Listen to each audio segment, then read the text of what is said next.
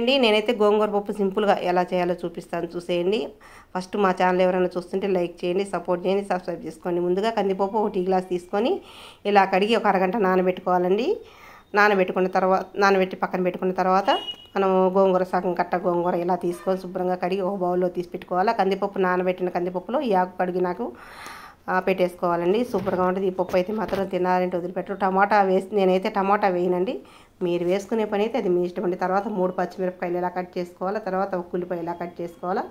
అవి కట్ చేసుకొని మనం పప్పులో వేసేసుకోవాలి. తర్వాత సరిపడా పసుపు వేసుకోవాలి, సరిపడా కారం కూడా వేస్తానండి. అచ్చం పచ్చిమిరపకాయలు బాగుండదు. తర్వాత కొంచెం నీళ్ళు పోసుకోవాలి, ఎందుకంటే ముందే 2 టీ గ్లాసులు పోసాను కాబట్టి ఇప్పుడు మళ్ళీ 1 టీ గ్లాస్ పోసాను. ఇప్పుడు పప్పు కుక్కర్ మూత పెట్టేసి విజిల్ పెట్టేసి 4 విజిల్ రానివ్వాలండి పొయ్యి మీద పెట్టేసేసి. ఎందుకంటే మెత్తగా ఉడికితే టేస్ట్ ఉండదండి, అందుకని 4 విజిల్లు. చూస్తున్నారు కదా, ఓ పక్క అన్నం ఉడుకుతుంది, ఓ పక్క పొయ్యి మీద పప్పు ఉడుకుతుంది. మా అమ్మాయికి ఇలా ఉదయాన్నే రోజు క్యారేజ్ ఇలా రెడీ చేస్తాను. పప్పు అయితే ఉడికింది, 4 విజిల్స్ అయిపోయిన తర్వాత చూసారు కదా, కచ్చా పచ్చగా ఉంటేనే పప్పు బాగుంటుంది. మెత్తగా ఉడికితే అస్సలు టేస్ట్ ఉండదు.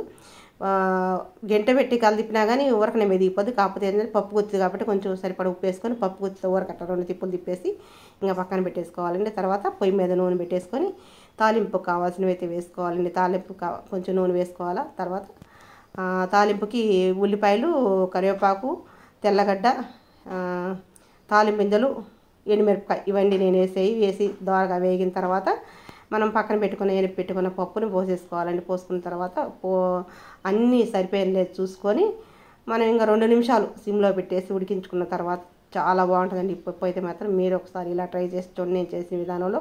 నచ్చితే కనుక లైక్ చేయండి, సపోర్ట్ చేయండి, సబ్స్క్రైబ్ చేసుకోండి. థ్యాంక్ యూ ఫ్రెండ్స్, మా వీడియోలు చూస్తున్నది మీ అందరికీ.